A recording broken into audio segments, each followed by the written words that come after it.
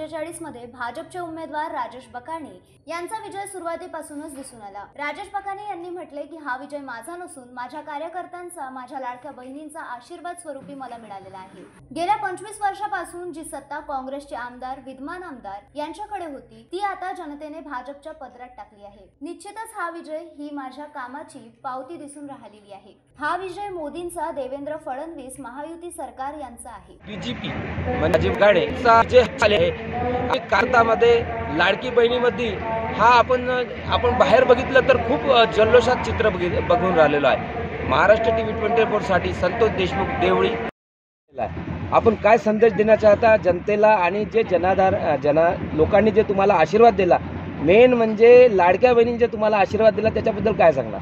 असं आहे की महाराष्ट्रामध्ये जो आशीर्वाद मिळाला ते लोकांचे कामं आम्ही केले।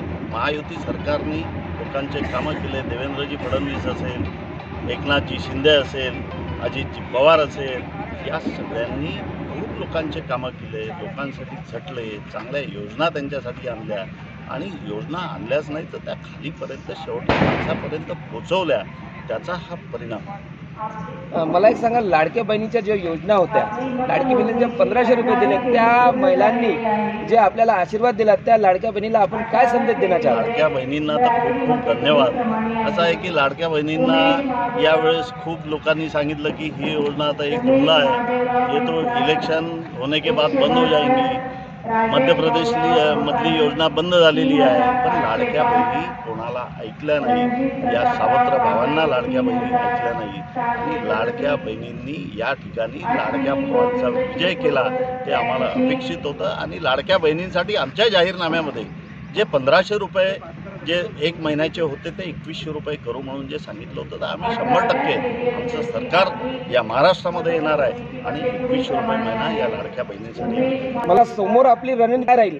आमची रणनीती हेच आहे की या सभेमध्ये माझा विजय हा निश्चित आहे। 20-21 राऊंड झालेला 12,000 मतांनी समोर आहे आणि या ठिकाणी कार्यकर्त्यांची मेहनत आहे आणि या कार्यकर्ते स्थानिक स्वराज्य संस्थांची निवडणूक आहे। ही ग्रामपंचायत असेल, जिल्हा परिषद असेल, नगर परिषद असेल, नगर त्यांच्यासाठी मेहनत केली, आपण त्यांच्यासाठी करून त्यांना स्थानिक स्वराज्य